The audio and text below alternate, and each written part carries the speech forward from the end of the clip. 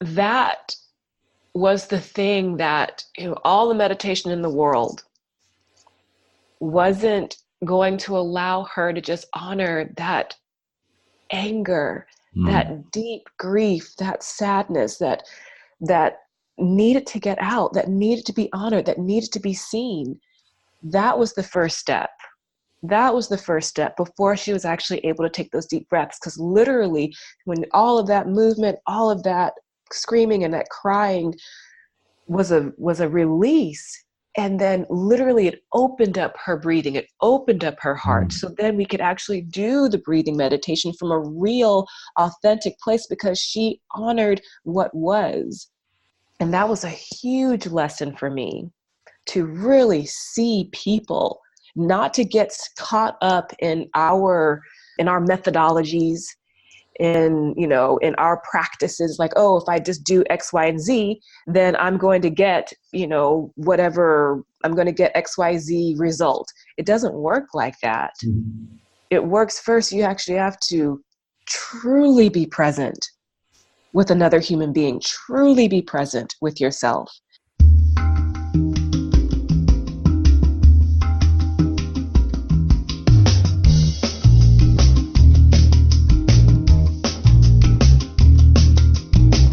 Welcome to Edge Talkers. I'm your host, Todd Lennox. Taoist, Buddhist, Muslim, Jew, Christian, Hindu, chosen few, temple burning, atheism, burning man, paganism. Those are just a few of the topics we will be discussing and the people we will be hearing from on Edge Talkers. Dogs and rats, childbearing, those without, single, married, gangs and scouts. Thank you to Matt Venuti for graciously letting us use his song, The Rhythm of Life, for our intro and outro. You can download this song and check out the rest of his songs and albums at mattvenuti.com. That's MattVenuti. And indeed, in this rhythm of life, we are all in this together. We're all in this, the rhythm of life. Rhythm of life. My name is Shawnrey Notto, and I am an embodiment and intimacy coach. I'm also a performer, a dancer-choreographer. I use movement and dance and voice and embodiment and all of those things for just helping people to feel into their bodies so they can be fully self-expressed, whether they're single or if they're in partnership. I am an Army brat, so my family was in the military. I was born in Washington State, but then we moved around all over the states, as well as lived in Germany. But no matter where we were, we always managed to come back to the South, so to Arkansas or to Louisiana, where my parents' families were from. And then we finally moved to Arkansas when I was 11. Yeah, when I was 11. So middle school and high school was in Arkansas, and that was a big culture shock because I was so used to seeing seeing the world, seeing all different kinds of people, how they could live in many different ways. I really feel that living in a bunch of different places helped me to experience the world as something that has a lot of variations. And so that's also how I see myself. I've never saw myself as limited to one expression. Actually, when I first moved to Little Rock, that was actually the first time that I found out what race was and actually class. So that was the first time that anyone had ever called me Black. And I was really confused because, they said, "You're Black." And I was like, "No, I'm not." And I looked down at my skin. I was like, "I'm more like a Hershey's chocolate." That was how I described, myself and people, like by the colors of the crayon or by the colors of their clothes. And then with class, that came I remember the first time someone looked at my shoes and they said, "Oh, you've got buddy shoes." And I was like, "Buddy shoes? What's that even mean?" And it was because it wasn't a name brand. It wasn't Nike or Reebok. And I'd never even known these things. So, so this moving to the South and moving to a place where people tended to label themselves in whether it was race or it's class or who you know or how you talk or where you come from, it was a big culture shock for me. And it was, I think that what I do now is a kind of response to that, a response to the labeling and the limitations that society, culture can put on people, and which doesn't allow them to be who they really could be in their, their full self, their full expression outside of that. And so that's a big reason why I do what I do. And art was always a beautiful entry point for full self-expression, because there is no limitation in art. In art, there's everything is possible. And it's kind of like a laboratory for life and for expression, for experimentation, for curiosity. And so then I have always used art as a way, as an access point for people to explore themselves. So then they can be better people out in the world because they're whole. I was just watching last night on Netflix, Brene Brown's piece talking about vulnerability. I thought of you. You seem to be so courageous. And it was fascinating for her to put together, even through empirical studies, like studying thousands and thousands of people and collecting data, connecting vulnerability with courage. There's no courage without vulnerability. And that vulnerability is just being willing to put yourself in the arena, or as we used to say at Landmark, put yourself on the court. And I just admire that so much in you, that you really put yourself out there, and in more than just a visible way, an emotional way and a spiritual way. I'm wondering if you can talk about even just day to day, like what that takes for you, because you're doing some pretty outrageous things, and we can talk about some of the events you have coming up, but just in the morning and day to day, like reaching beyond that comfort zone that we all kind of like to stay in bed and, just like push the covers back over our head and push the world back outside. And what practices do you have, and what sort of mental and spiritual and physical things do you do to keep yourself out there, being vulnerable and being courageous? Yeah. So I want to share a quick little story first on how what inspired me to be courageous and vulnerable, because it's very linked to how I live my life now and the things that I choose to do. Because first of all, it is a choice. Every single day, every single moment, it's a choice. I get to choose whether I'm going to open myself up, if I'm going to open up my heart, if I'm going to open up and share with others, if I'm going to open up and look deeper inside of my own self. It's terrifying. It can be really scary to just be very honest with yourself first. Because we can see things, a lot of times you can see things that you don't really want to see. And so that's for me, like the first step is like being courageous enough and vulnerable enough to truly look at yourself and to look at myself and to ask questions. Why am I like this? How am I like this? What does this mean? What fear is this covering, or is this taken care of? Can I hold that? Can I be with, these certain needs that I may have, and how I have decided to express them or get the needs taken care of? Just looking at all of that, and just looking at that, and then next being having so much compassion for me just being a human, trying to make things work, making all kinds of mistakes, stomping on people sometimes. Just having compassion for, wow, I really want to look good, sound good, be perfect. That feels so good to have other people think that of me. And it's not true. And I find that when I try to put that out there, when I try to be perfect and try to only have like the put together perfect self presented, it can actually not only be detrimental, it can actually mean life or death. It can mean death, honestly. So I'll go to like the story of how I got to be more open and vulnerable.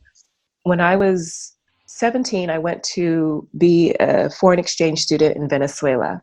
And it was really difficult just, coming into another person's house, another family's house, and learning their culture and learning all these different things and kind of being under their rules, under their command, etc.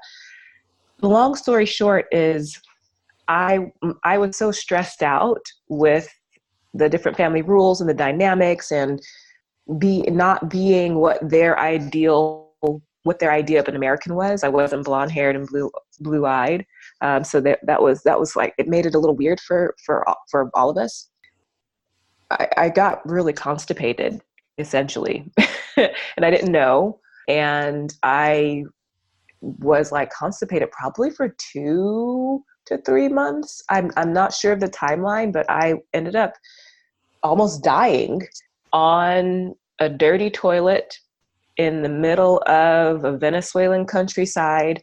I remember just sitting down and just like screaming and staring into the eyes of my host mother, and just knowing that this is my last breath, my last sight of life, because my stomach I was in so much pain, and nothing could come out.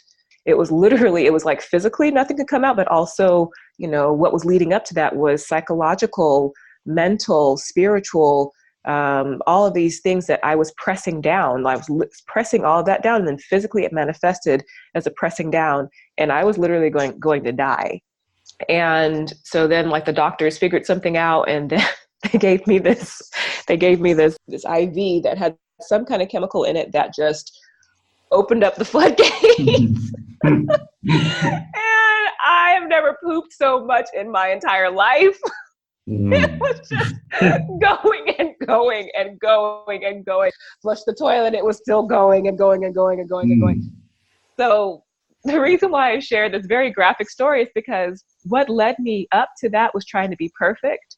Pressing down my emotions was trying to be this perfect exchange student. And what it led to was me not speaking out about my needs, me not speaking out about how I was feeling, me not speaking out, period. And what would save my life, and I feel like what would save life in general, is actually being open and vulnerable. Hey, I don't feel good, or I'm not feeling connected, or I have these needs. Me being perfect led me to being so shut down that it almost killed me. And so from then on, I have just been very open about myself, because in being open, it also gives other people a chance to be open and vulnerable. We go around so often putting up these beautiful presented fronts, and that everyone ends up following suit. You're beautiful and you're well presented, so someone else, I have to be beautiful and well presented as well. I come out there, I'm like, hey, I have X, Y, and Z.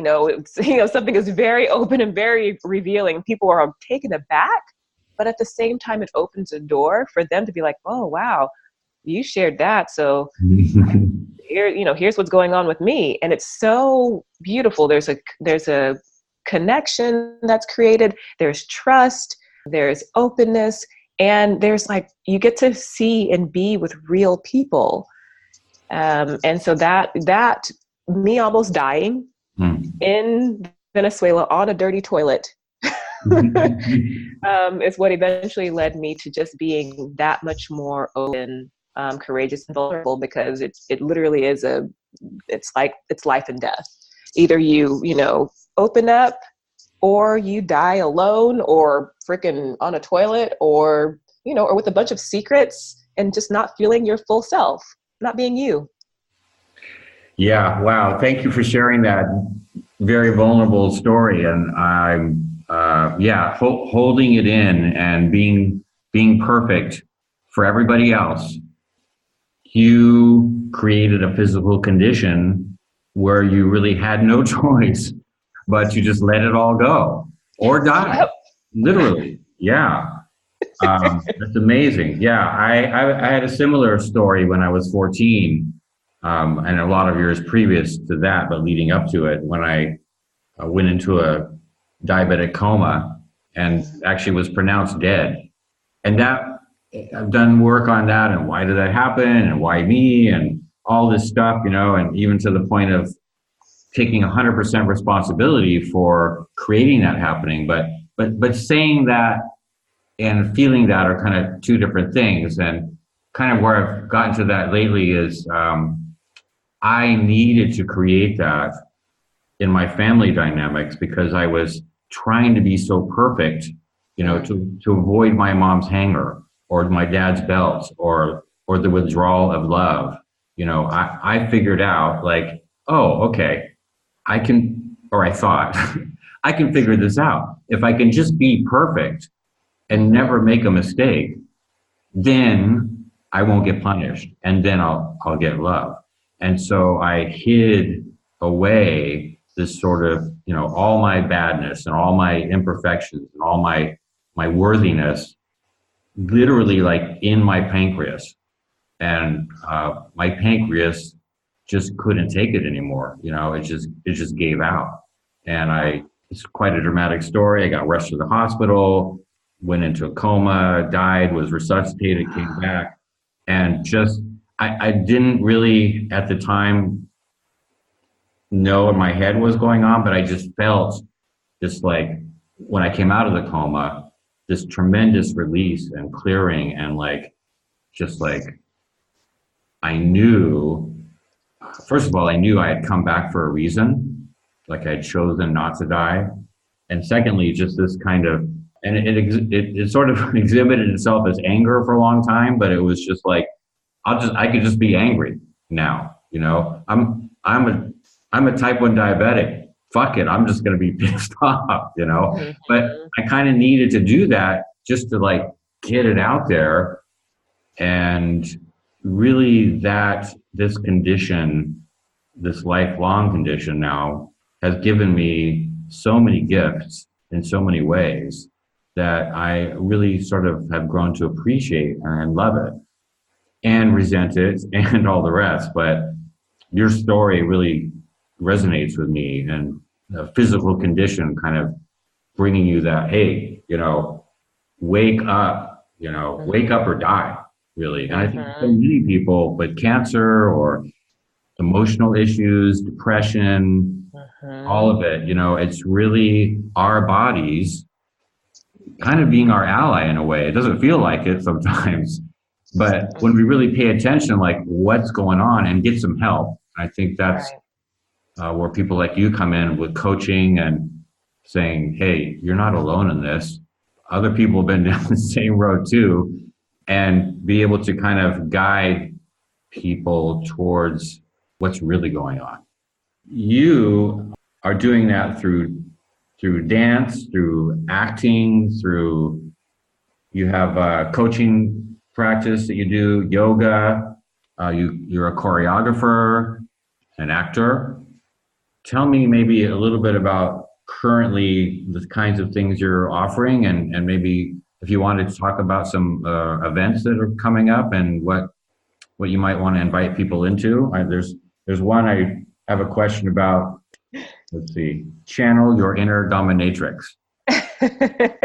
Yeah, I'm actually going to that one today after our call. Okay.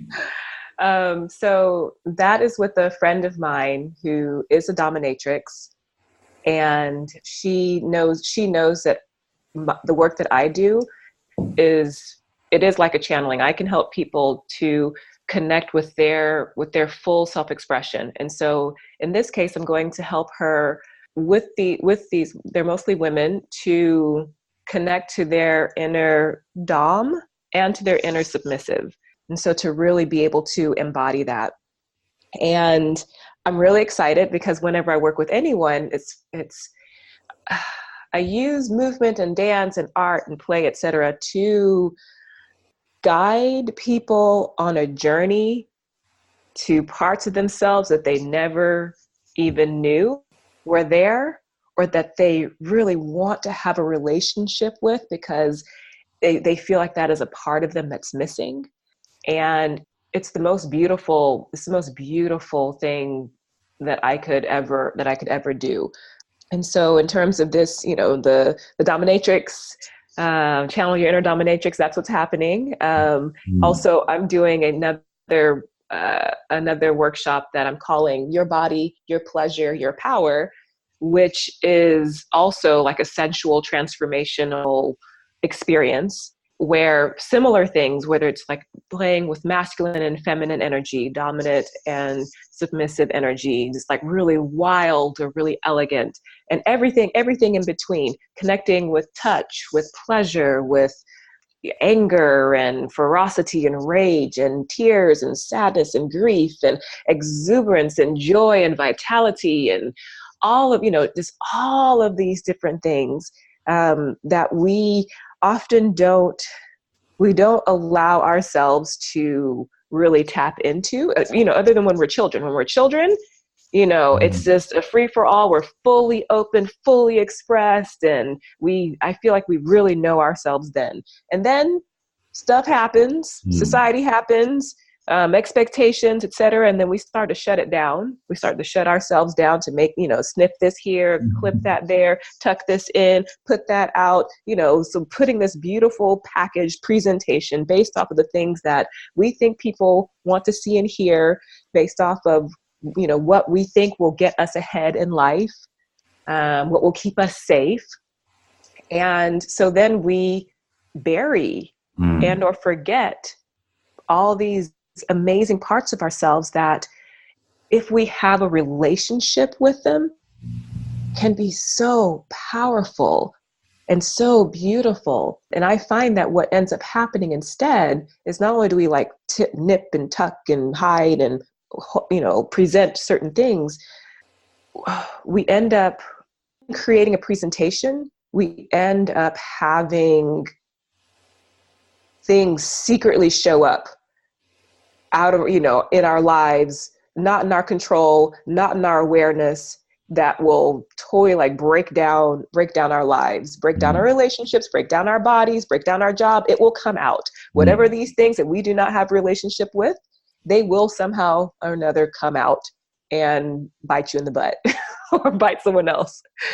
And so when I'm doing all of these different workshops, and, whether it's dominatrix stuff, or whether it's sensuality things, or whether it's like, really getting people connected to their bodies and to their expression, all of this is so that we can gain a relationship and a mastery, honestly, over ourselves, not over ourselves, but gain a mastery of being fully present, being fully with another, being fully with someone else. So then we can actually be at choice in who we are, rather than be at the mercy of circumstance.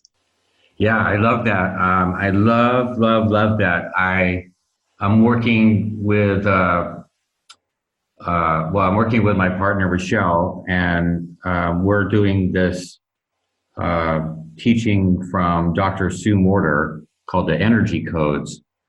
And it's all about what you just said. And it's just like so great to kind of hear your explanation of it. And really, it gets down to, I can remember like specific times as a very young child, like learning to suppress joy, like actually like learning to suppress joy.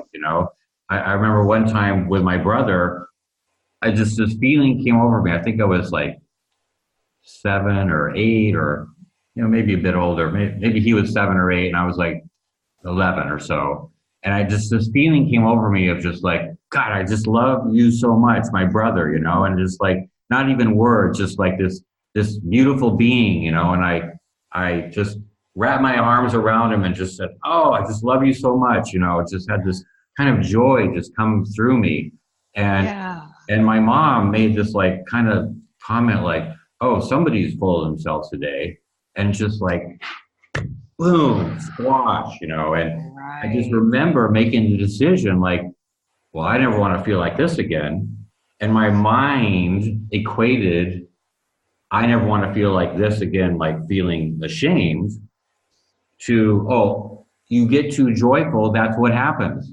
And then I could Mm-hmm. see that like throughout my life, like, okay, I can get to a point, but don't get too joyful, or then, you know, looking in the world, how I express myself, well, don't get too successful, or don't get too big, or don't get too anything, because you know what happens, you know? And Yeah. I just love, and we're doing that too in this energy codes work, you know, working in the body to find out where these withholds are and where these decisions have been made. And Mm-hmm. we did this exercise yesterday, and I it's kind of a kinesthetic, you know, you put your arm out and kind of let your arm decide like yes or no on certain questions. Mm-hmm. You kind of ask your body questions, and your body will answer Mm-hmm. and be like, oh, I didn't realize that, but your body Yeah. will be answering. And Yeah. realized that my feeling of wanting to be loved and appreciated was being held back by my fear of sadness. And it kind Mm. of like, even thinking of it now, like it doesn't actually make a lot of sense, but it does make a ton of sense to me. And I love how you are working with women mostly, but women and men, to just use your body to just, you know, kind of blow through a lot of that stuff. And I think you're just so right on the mark with what you're doing in your life and your work, that that's really where it's at. It's just in your body. Like we can do all the meditating and stuff, and I meditate and all that, but just it's in our body. Our body knows, you know, and our Mm-hmm. body's really trying to help us. And like you said, when in life you come across a stumbling block or something, you know, that's almost like your body has like brought that to you in order to allow you to see something or express something or feel something that you really just need to feel or express or see. Absolutely. Yeah, it's so beautiful what you're doing. I also noticed on your calendar you have a event coming up honoring Thich Nhat Hanh, because I'm a big Thich Nhat Hanh fan, so I'm curious about what that is. Yeah. I love what you talked about, what you brought in meditation, because for me, I found dance first. Dance as a healing, it was a healing modality. It was like a way for me to connect with my body, and then find a way to express myself in ways when words failed, when words were not enough, when words were not there. And so I used dance, and yeah, I use dance in theater, etc., to take people through that process. And then later, I found meditation and mindfulness meditation. And so this event that I'm connected to is with a woman who teaches mindfulness meditation to schools and to kids. Mm. And I that's actually something that I did for my own healing. That was my second rung of healing. First it was movement and dance, and then it was mindfulness and meditation. And it was through mindfulness and meditation that I was actually able to heal from depression. I was very depressed for a very long time. From I remember the first time, I think, was when I was 7 years old. I just remember feeling this feeling of like darkness, and I was like that until I was 25, just on and off. And it was through meditation that I was actually able to just sit and be with whatever mind chatter was happening, and not take it and not allow it to take me on this terrible, scary journey. And so from then on, I went to therapy and had a very rigorous mindfulness meditation practice for 2 years, and healed from being severely depressed, and have used meditation. I use meditation always in what I am teaching. So there's everything I do. There is an experience, reflection, and then action. So we do a movement or whatever series of movement, whether it's voice or movement or dance or some kind of exercise, and then we do a reflection. And the reflection is just literally just taking those moments to breathe, to pay attention to pay attention to the body without judgment, to just really to be present with what is and what you've created. And then later, action is how do we apply that out into the world, to to the thing that we've learned, that we've reflected on. And so that is how that event, how I'm linked to it with this, with mindfulness meditation, with this presence, with stillness, with breath, with connection to joy, authenticity, etc. And I love that you're into meditation too, because I'm like really into it, and I feel like it's another of many things that sort of saved my life. It's just beautiful to combine meditation and movement and body awareness and expression, and kind of realizing like, oh, I'm not just this, in here, I'm just like, wow, I'm so much more. This is this inside my skull here. This is an amazing tool. And thank goodness for intelligence and for, using the mind for discovery and conversation and everything else. And it's one tool of much of what's available to us. Absolutely. And in depression too, like you said, like we can really just get caught up in these stories that our mind is telling.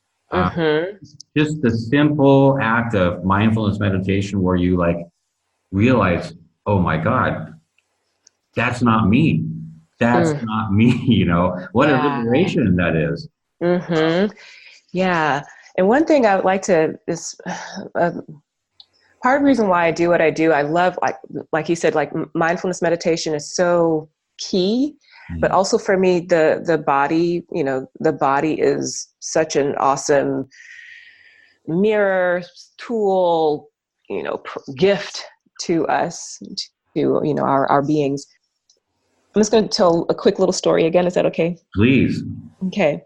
So one thing that I often do is I tell people to honor what is. Honor the body, honor what is actually happening first before you try to change it. So, so for example, let's say you're stressed out and people are like, oh, just meditate. Just like, go sit down and take deep breaths and, meditate, and eventually it will pass. Yes and no. For me, the very first step that I always take is to honor what is first. And in honoring what is, let's say you're angry, honor that anger. Let it move through the body. Let it somehow get yourself in a safe space where you can express it, so that it knows that it is seen. So that you are seen, so that, because that anger or whatever it is that we're experiencing, it is a signal, it's a sign, it is a message that needs to be at least acknowledged. If you don't need to hold on to it. I mean, I think depression, et cetera, comes on when you like hold on to it, or if you're pressing it down, but if you just actually give it space and an acknowledgement and expression, then go to the mindfulness meditation, because then you're actually you're actually being able to breathe. I think that is an incredibly powerful combination. I really learned this when I was in Liberia. I volunteered for refugee youth in Liberia, and I lived there for about 6 months. Mm. And I'm not going to say the name of the program or anything like that, but one of the youth, she was very angry. She was just very, very angry. And I lived in a house of, it was youth from about 14 to 25 years old. I was in charge of the house. I taught yoga, meditation, movement, dance, and other things as well. And there was a blind 16-year-old, and there was there's like this whole like montage of beautiful human beings that had all been through like just monstrosities. This had been like through literally hell and back. So anyways, there's this one of the students was just really difficult to be around. She was this really bitter and kind of violent and just always upset. And we actually had at this house, there were a whole bunch of people, a whole bunch of healers that would come in, and people who did meditation, did yoga, etc. And she was always getting the message, just breathe, take deep breaths and meditate, in order for her to get over her anger, in order for her to not be so rageful and upset. And I remember I was doing that as well. It's because it was so abrasive and so difficult. And she was like, I don't want to meditate. I don't want to do that. I don't want to take deep breaths. She was just so tired of being like, hit over the head, deep breaths, just meditate, blah, blah. It's kind of like a throwaway. Mm-hmm. And then one day it's like crazy metaphysical, like ghost things that I'd never experienced before.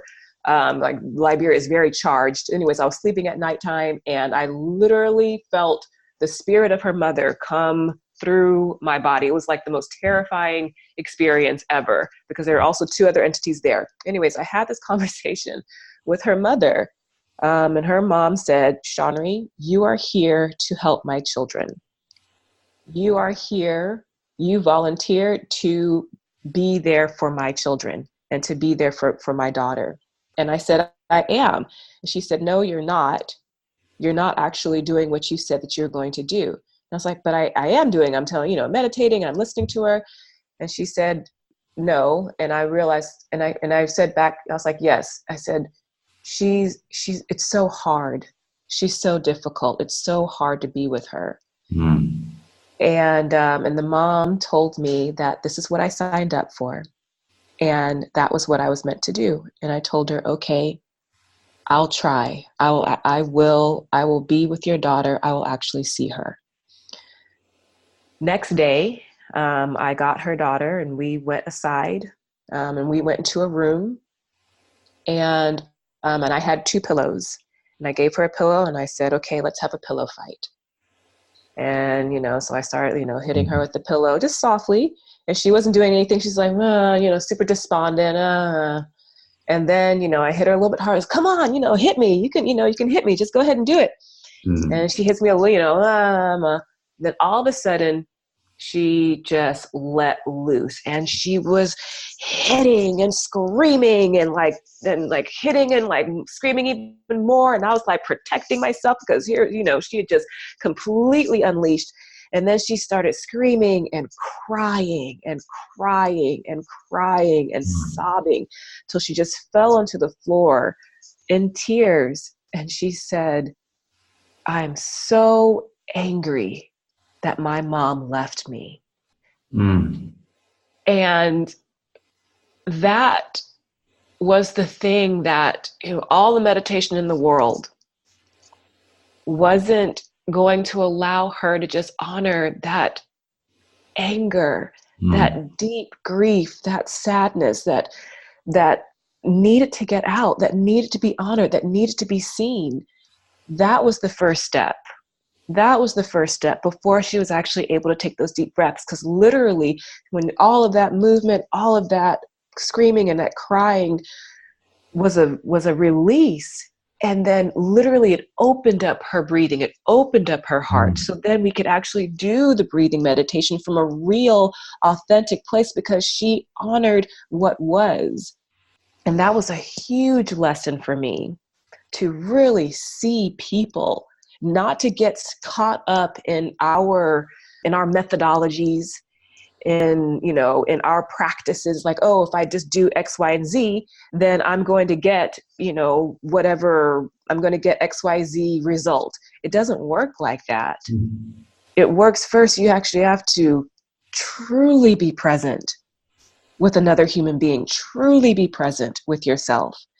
And for me, this movement that I do, it's not choreographed. It is guided to help you get to the deepest part of yourself. And then you see what comes out, and then you see yourself. And then from there, you can truly make a connection.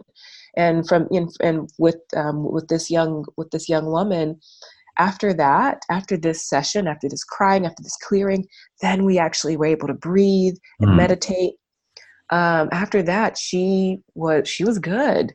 She was able to connect with people because she was able to connect with herself. She had someone who actually saw her and actually honored what was. And that's actually a thing that I've brought in somehow in everything I've done. I call it at some point I called it fight, flight, breathe. That when we get into danger zones, our initial response is to fight, flight, flee, fall. And do this practice, people can actually connect with their deep desire, their deep need to fight or to flee or to fall, to honor that in the body, because the body is very intelligent. So we do that first, which then lets the body know, lets your mind know, oh, I'm taking care of myself. I'm taking care of this need to protect myself. I'm doing the thing. And then literally because of the physical exertion as well, you start to breathe, which is the next step towards really calming down your nervous system. And so, yeah, that was a long story to get to why I use movement, a combination of movement and meditation, to help people go even deeper. We're all in this together. What's a good way for anyone to start learning these kinds of dancing or body or movements? Yes. On my website, which is my name, Shawnrey.com, SHAWNREY.com,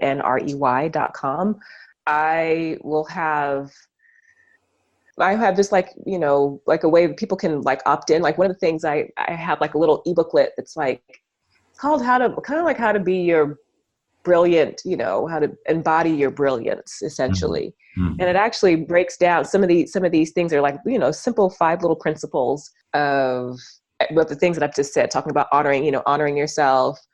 I forget like all the numbers, but like honoring yourself and breathing and play, explore, etc. So it's like it's like a quick little something. And for me, the workshops that I give, they're for, like right now, the ones I have are women, but it's for men or women. The things that I do, whether it's like a workshop or if it's one-on-one stuff, I love doing that as well. It's because some people have things that are, that they just have like a little bit more sensitivity, or they're just wanting a little bit more, just private time to really explore whatever that is. Like, for example, especially like, let's say around sensuality and like sensual expression for both men and for women. I love, like for me, like we have to have ourselves be so limited by social constructs of, man has to be this kind of way and woman has to be this kind of way and has to like these types of things, totally shuts us down to our power and to our pleasure and our communication, just our full being. And so when I'm working with people, like the workshops, the group things, they're really great because we create a sense of community with each other. Other people, are your mirror. We create a beautiful energy and it's uplifting. We also go down deep. And then also the one-on-ones, those are like, just super deep dives into things that maybe just you're not just ready yet to come out to a group, or especially if maybe if you're a couple and you're wanting to have more, be able to feel more expression and sensuality and pleasure or just connection. So either one. I mean, I love both the energy of groups and energy of like one-on-one. They're very unique, and you can go deep either way. You just get different. You get a different experience with either one-on-ones or with group work. And that stuff that can be found on my website. This is the things that I'll be, that'll be coming up. Type me a little message. Sometimes there's an application just so I can, have an understanding of like what's happening. And I just love to, and when we talk, I just love to get to know people. I just want to know you. Like, I love being able to talk with you. It's like, oh my gosh, what's happening? Who are you? What are you feeling?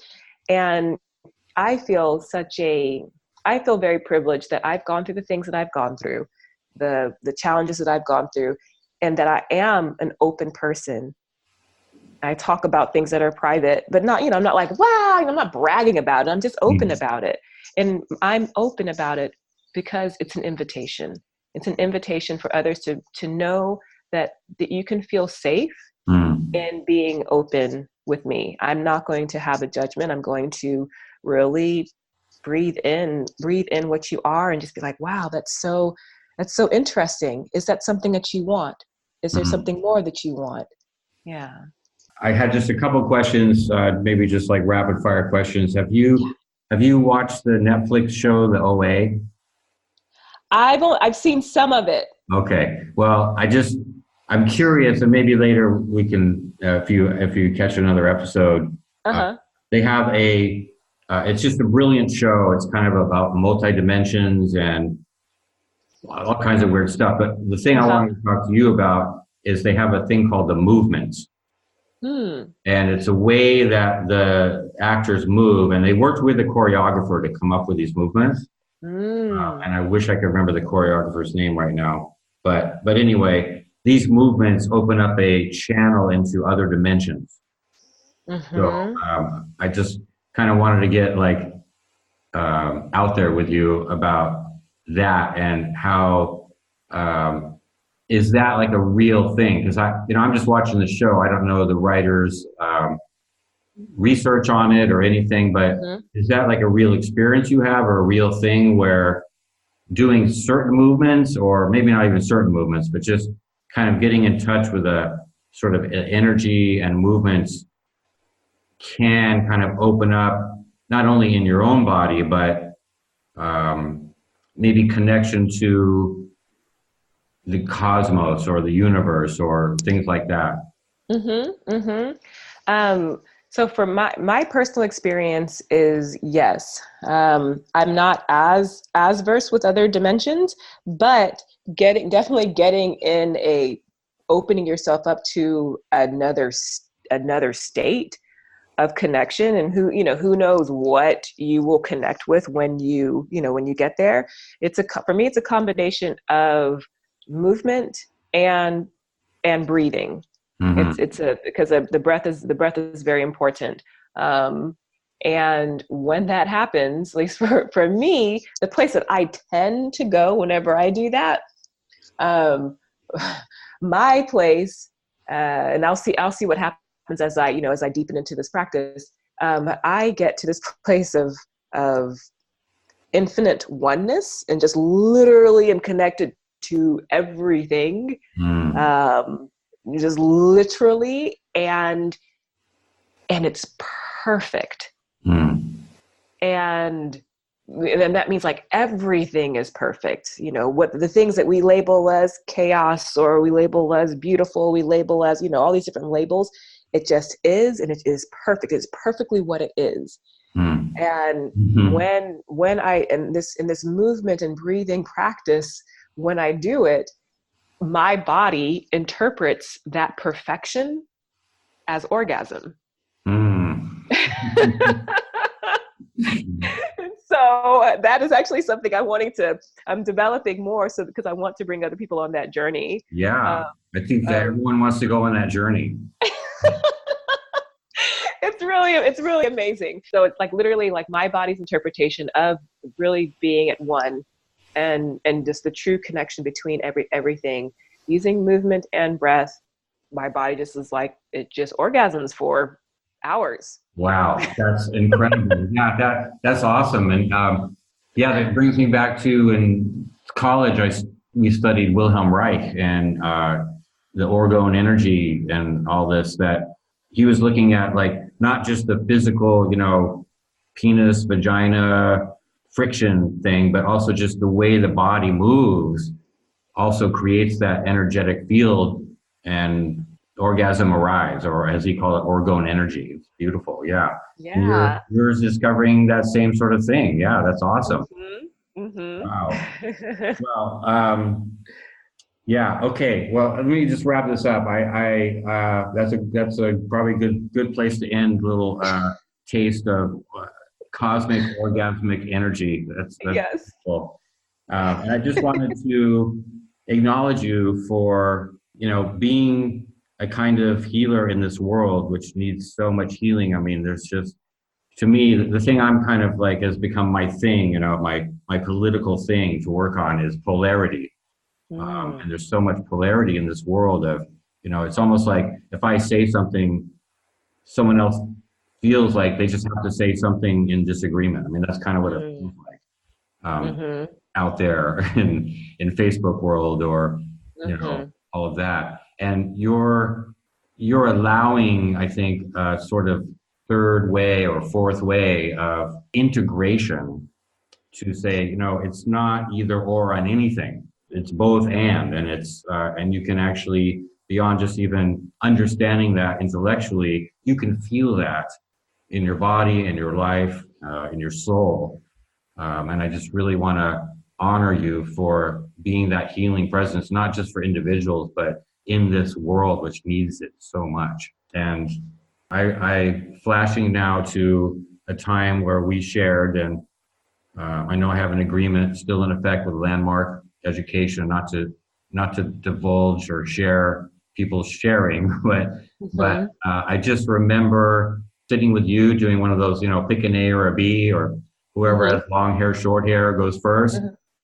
I don't remember exactly what we said, but I just remember being with someone who was fully present and just feeling your presence. And now, even though we're separated by thousands of miles and on a digital platform, I just really get how present you are. And it's just such an honor to spend time with you and just to call you a friend and to be with you right now. And I just want to really honor and pay respect to who you are and my relationship to me and just in this world. And thank you so much for taking this time. I really, really appreciate you. Oh, thank you, Todd. I'll give you a hug right now. Yeah, do a virtual hug here over the Thank Zoom. you. Yeah, I remember that. I remember that time as well. I remember that, and I just really, I'm so grateful for your beautiful, vulnerable sharing. And also just really powerful, and the journey that you have, that you were on when I saw you then, and that you have been going on, and how you've been like sharing and and spreading this this beautiful gift of yours, of just yourself and your insights. And I really, it's so amazing to be able to see you here, and also see you really showing up. Yeah, thank you so much. Well, may the journey continue.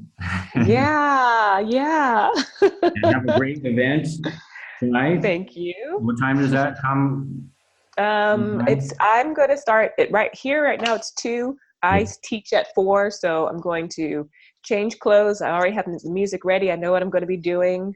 Okay. Also, I listen to them as well. I always have like an outline. Yeah. Of an idea, a framework, but everything is colored in. Mostly comes up in the moment. I have an idea of where we're going to go, but Yeah. It's a conversation. Absolutely. Yeah. Get that. Okay. Well, have a great time and have fun and be your joyous self. And I love you. And thank you for being on Edge Talkers. I really appreciate it. No, thank you so much. Thank you for having me. Mwah. We are all in this together. All in this together.